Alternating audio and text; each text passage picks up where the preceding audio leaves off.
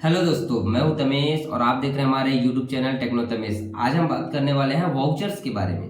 पिछले वीडियो में हमने देखा था कि वाउचर्स को कैसे कैसे कैटेगराइज किया गया है कि कितने हर लगभग टैली में 24 वाउचर्स है जिसको उनके काम के अकॉर्डिंग अलग अलग कैटेगरी में डिफाइन किया गया है। आज से हम उन्हीं वाउचर्स के जितने भी ट्रांजेक्शन है, कौन से ट्रांजेक्शन के लिए कौन से वाउचर का यूज किया जाता है, इन सारे ट्रांजेक्शन के लिए हम एक एक करके हर एक वाउचर का आने वाले सभी वीडियो में देखेंगे। तो वीडियो अगर आपको अच्छी लगेगा तो वीडियो को लाइक करें और चैनल को अभी तक सब्सक्राइब नहीं किया है तो चैनल को सब्सक्राइब कर ले, क्योंकि अभी सभी तरह के जितने भी वाउचर्स टैली में है सभी वाउचर्स का वीडियो अभी आने वाला है। तो चलते हैं हमारे कंप्यूटर स्क्रीन में और चालू करते हैं। सबसे पहले अब हम टैली में जब आएंगे तो यहाँ पे आप देखेंगे वाउचर्स में आना है। वाउचर्स में पाएंगे F4 को जब आप प्रेस करेंगे तो आपको कॉन्ट्रा वाउचर पहला नंबर का आपका वाउचर्स है। इन्हीं वाउचर्स के बारे में पहले हम थोड़ा सा डिटेल जान लेते हैं। तो आप यहाँ पे जैसे देखेंगे कॉन्ट्रा वाउचर होता क्या है। कॉन्ट्रा वाउचर एक बैंक से दूसरे बैंक में पैसा ट्रांसफर करना या फिर बैंक में पैसा डिपॉजिट करना या फिर बैंक से पैसा विथड्रॉ करना,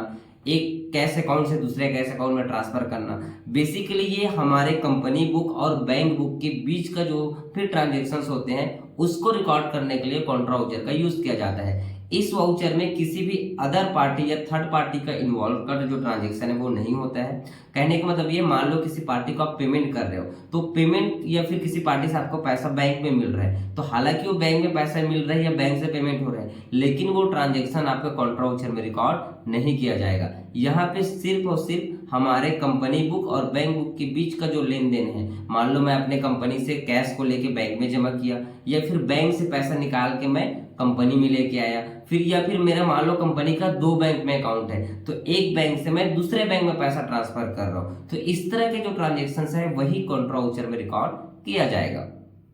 तो जैसे यहाँ पे आपको स्क्रीन में दिखाई भी दे रहा होगा, cash account to cash account, cash account to bank account, bank account to cash account और bank account to bank account. तो इस तरह के जो ट्रांजेक्शन है आपको कॉन्ट्रा वाउचर में रिकॉर्ड करना होता है। अब जब आप टैली में कॉन्ट्रा वाउचर रिकॉर्ड करेंगे तो आपको उसका प्रोसेस क्या है, गेटवे ऑफ टैली में आपको जाना है, वाउचर्स में जाना है, F4 कॉन्ट्रा को आपको प्रेस करना है। जैसे कि हम यहाँ पे गेटवे ऑफ टैली से वाउचर्स में गए, फिर यहाँ पे F4 को प्रेस किए तो यहाँ पे कॉन्ट्रा जो है आपको एक्टिवेट होकर यहाँ पे दिख जाएगा। तो यहाँ पे कॉन्ट्रा वाउचर को इस तरह से आपको ट्रांजेक्शन करना होगा। जब आप ट्रांजेक्शन करने के लिए जाएंगे तो आपको यहाँ पे 2 मोड मिलेगा, जैसे कि आप टैली में देख पा रहे होंगे।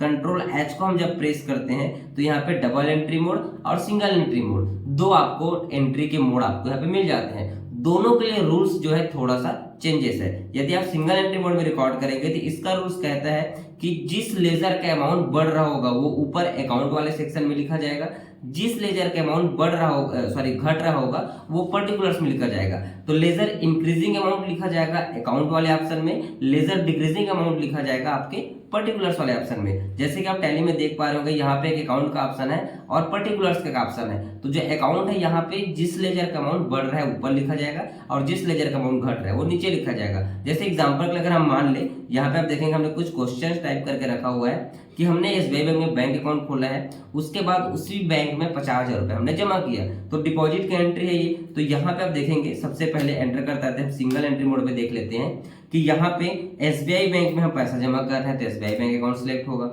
उसके बाद क्योंकि SBI में हम पैसा जमा कर रहे हैं तो SBI के लेजर क्या होगा, बढ़ेगा, इसलिए हमारे सिंगल एंट्री मोड के रूल्स के अकॉर्डिंग SBI बैंक को कहाँ पे लिखा जाएगा, अकाउंट में लिखा जाएगा। एंटर करेंगे यहाँ पे कैश अकाउंट को सिलेक्ट करेंगे, यहाँ पे आप कैश अकाउंट कहाँ पे लिखा जाएगा, पर्टिकुलर्स में लिखा जाएगा। क्यों पर्टिकुलर्स में लिखा जाएगा, क्योंकि हमारे कंपनी से पैसा बैंक में जा रहा है तो इसका लेजर क्या होगा, हमारे कंपनी से डिक्रीज होगा, इसका लेजर का जो अमाउंट क्या होगा, कम होगा। जैसे कि हम यहाँ पे 50,000 रुपए क्या कर रहे हैं, जमा कर रहे हैं, तो हमने 50,000 लिखा, एंटर कर देगा, एंटर हमने क्या कर दिया। अब आप यहाँ पे जैसे एंटर करते आगे बढ़ेंगे, यहाँ पे आपको चेक डिमोनेशन डिटेल जो है आपको पूछा जाएगा। तो ये जो कैश डिमोनेशन जो डिटेल है ये क्यों पूछा जाता है, ताकि आप जब बैंक में पैसा जमा करने गए हैं तो कौन से नोट आप बैंक में जमा कर रहे हैं।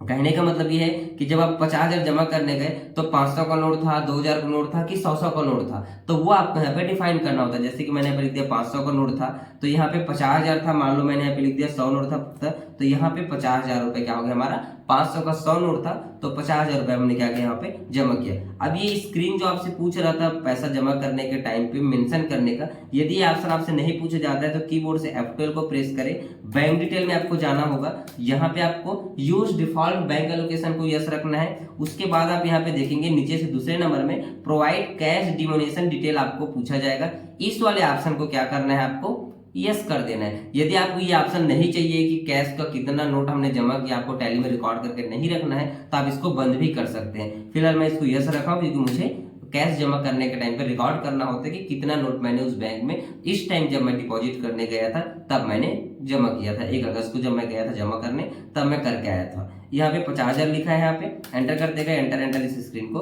पास करा देंगे। तो इस तरह से क्या होगी हमारा कॉन्ट्रा वाउचर का एंट्री जो है सिंगल एंट्री मोड में किया। अगर इसी ट्रांजेक्शन को हमको डबल एंट्री मोड में करना होगा तब कैसे करेंगे, कीबोर्ड से कंट्रोल एच को प्रेस करना होगा, डबल एंट्री मोड को सिलेक्ट करना होगा। उसके बाद आप यहाँ पे देखेंगे CR और DR का ऑप्शन आ जाएगा। एक बार आप बाहर आके गेटवे ऑफ टैली से रिफ्रेश कर सकते हैं, फिर उसके बाद वापस वाउचर में जाएंगे। अब यहाँ पे आप देखेंगे सिर्फ पहले CR दिख रहा है, उसके बाद जब CR का जब सिलेक्ट कर लेंगे तब आपके सामने DR पूछा जाएगा। मतलब क्रेडिट अमाउंट, जब क्रेडिट अमाउंट का जो लेजर है वो जब आप सिलेक्ट कर लेंगे तब डेबिट लेजर को सिलेक्ट करने का ऑप्शन आपके सामने आ जाएगा। तो यहाँ पे आप देखेंगे हम क्या कर रहे हैं, पैसा जमा कर रहे हैं SBI बैंक में। जैसे कि हम पहले क्वेश्चन क्या था हमारा, बैंक अकाउंट ओपन किए SBI बैंक में और पैसा जमा किए, तो सेम क्वेश्चन को ही मैं एंट्री कर रहा हूँ यहाँ पे। तो आप यहाँ पे देखेंगे SBI बैंक मैंने कैश हमको यहाँ पे सिलेक्ट करना होगा क्योंकि हमसे कैश जा रहा है।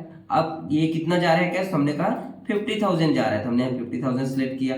फिर यहाँ पे डेबिट कहाँ पे जा रहा है, पाने वाला कौन है, अब भाई बैंक में हम पैसा जमा कर रहे हैं तो पाने वाला कौन है SBI बैंक। तो SBI बैंक का लेजर देखो बाय डिफॉल्ट सिलेक्ट हो गया है। अगर सिलेक्ट नहीं होता तो आप लिस्ट से टाइप करके सर्च करके भी सिलेक्ट कर सकते हैं। अब यहाँ पे 50,000 जमा हो रहा है, फिर से वही ऑप्शन पूछ रहे हैं, मैंने कहा 100 नोट था 500 का, एंटर कर देगा, एंटर हमने एक्सेप्ट करा दिया। तो सिंगल एंट्री मोड में भी आप रिकॉर्ड कर सकते हैं और आप डबल एंट्री मोड में भी रिकॉर्ड कर सकते हैं, आपके ऊपर है कि आप कौन से मोड में रिकॉर्ड करना चाहते हैं। अब यहाँ पे देखेंगे दूसरा क्वेश्चन है deposit cash into SBI bank, तो ये सेम ट्रांजेक्शन है।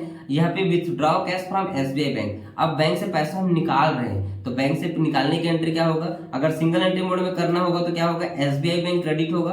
कितना निकाल रहे हैं पैसा हम SBI बैंक से, तो हमने कहा 8,000 रुपए, तो यहाँ पे 8,000 आपको सिलेक्ट कर लेना है। फिर यहाँ पे डेबिट क्या होगा, कैश, हमारे बिजनेस में क्या आ रहा है कैश आ रहा है, बैंक से पैसा निकाल के लेके आए हैं तो हमारे बिजनेस में कैश आया है। यहाँ पे नरेशन आप जरूर लिख सकते हैं, withdraw cash from SBI bank या फिर deposit cash into SBI bank. तो ये जो है being a deposit cash into SBI bank, being a withdraw amount from SBI bank, आप नरेशन यहाँ पे लिख सकते हैं। एंटर यहाँ पे देखेंगे कॉन्ट्रा के अलावा यहाँ पे जो ट्रांजेक्शन है transfer amount SBI bank to HDFC bank.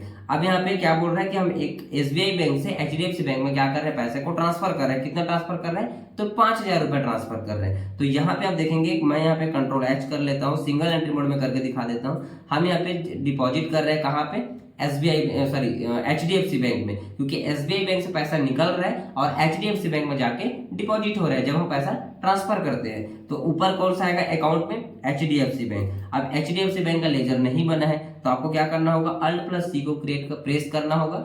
Alt+C को प्रेस करने के बाद यहाँ पे आपको टाइप कर लेना है HDFC बैंक। HDFC बैंक लिखने के बाद आपको सिलेक्ट कर लेना है अंडर ग्रुप इसका बैंक अकाउंट। आप किसी भी तरह के हर एक वाउचर में कोई भी लेजर आपको क्रिएट करना है तो सबके लिए यहाँ पे Alt+C आपका शॉर्टकट है। किसी भी वाउचर में नया लेजर क्रिएट करना है Alt+C प्रेस करके आप नया लेजर बना सकते हैं। अब यहाँ पे बैंक डिटेल देखो, टेक्नोतमेस के नाम से मेरा कंपनी बना हुआ है। अकाउंट नंबर क्या है HDFC बैंक का, बैंक अकाउंट डिटेल डाल देना है, IFSC कोड डालना है, SWIFT कोड डालना है, बैंक का नाम, ब्रांच, सभी चीजें आपको डालने के बाद आपको क्या करना है, यहाँ पे पूरा डिटेल भरने के बाद इस लेजर को कंप्लीट कर दें। HDFC बैंक का एड्रेस क्या है, प्रॉपर चीज आपको फिल कर लेना है, उसके बाद ही आपको इस लेजर को क्रिएट करना है। तो जैसे कि मैं अभी बताने के लिए तो मैं यहाँ पे पूरा डिटेल फिल नहीं किया हूँ, आप जब भी काम करेंगे ओरिजिनली तो आपको प्रॉपर क्या करना है, लेजर को क्रिएट कर लेना है। उसके बाद यहाँ पे देखो क्या कहाँ से पैसा ट्रांसफर हो रहा है, SBI बैंक से। आप यहाँ पे देखेंगे अमाउंट कहाँ से जा रहा है, SBI बैंक से पैसा निकल रहा है और जा कहाँ रहा है, HDFC बैंक में। तो आपको यहाँ पे सिलेक्ट करना है SBI बैंक और पैसा कितना जा रहा है वहां पे, तो हमने यहाँ पे कहा 5,000 रुपए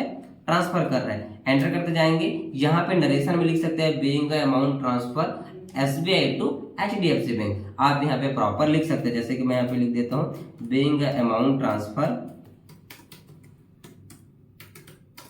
SBI bank to HDFC bank आप यहाँ पे लिख सकते हैं।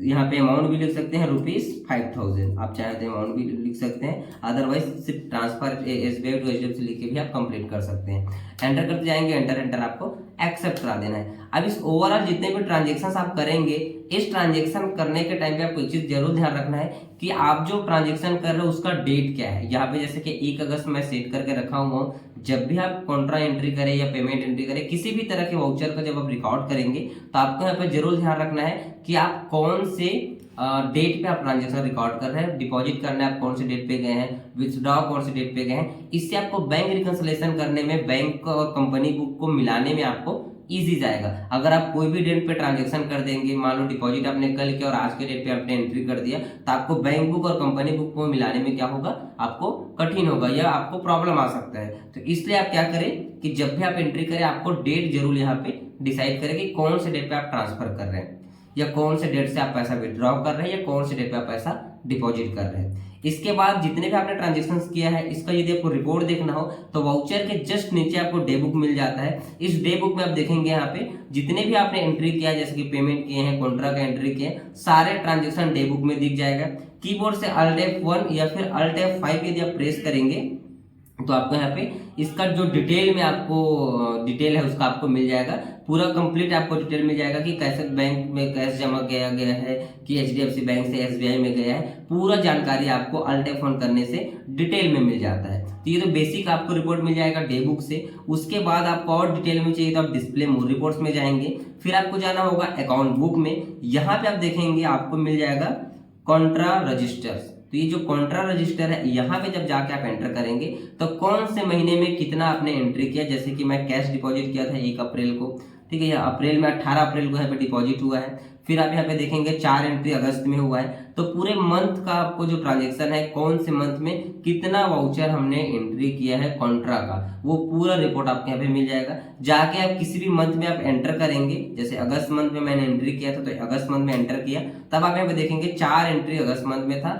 Alt F1 को प्रेस करेंगे तो इसका भी डिटेल आपको यहाँ पे मिल जाएगा। तो इस तरह से आप क्या करें, इसको प्रिंट करना चाहो तो कंट्रोल P करके कॉन्ट्रा सितंबर मंथ का, अगस्त मंथ का प्रिंट करना है तो प्रिंट भी कर सकते हैं। कुछ इस तरह से आपको प्रिंट मिलेगा कॉन्ट्रा रजिस्टर टेक्नोतमिस कंपनी का, और इनका पूरा प्रॉपर डेट वाइज डिपॉजिट हुआ है, विड्रॉ हुआ है, प्रॉपर चीज आप यहाँ पे प्रिंट कर सकते हैं। आप इसमें चाहे तो जब भी आप प्रिंट करेंगे, यहाँ पे कंट्रोल P जब आप करते हैं, यहाँ पे कॉन्फ़िगरेशन में जाएंगे, यहाँ पे शो नरेशन करके नरेशन को भी आप प्रिंट कर सकते हैं। जैसे आप इसमें नरेशन प्रिंट कर देंगे, आप यहाँ पे देखेंगे आपको जिसमें भी आपने नरेशन लिखा होगा उसका नरेशन भी साथ में क्या हो जाएगा, प्रिंट हो जाएगा। तो इस तरह से आप क्या कर सकते हैं, आपने कॉन्ट्रा वाउचर्स के जितने भी ट्रांजेक्शन है आपके बिजनेस में होने वाले, सबको बैंक से रिलेटेड जो भी ट्रांजेक्शन हो रहा है, पूरा ट्रांजेक्शन आप कॉन्ट्रा वाउचर में क्या कर सकते हैं, रिकॉर्ड कर सकते हैं। अगर आपको किसी भी तरह के कंफ्यूजन हो तो आप कमेंट करके पूछ सकते हैं, मैं आपको सॉल्व करने का पूरा कोशिश करूंगा। वीडियो अगर आपको अच्छी लगी हो तो वीडियो को लाइक कर ले, दोस्तों के साथ शेयर कर दे, और अभी तक चैनल को सब्सक्राइब नहीं किया है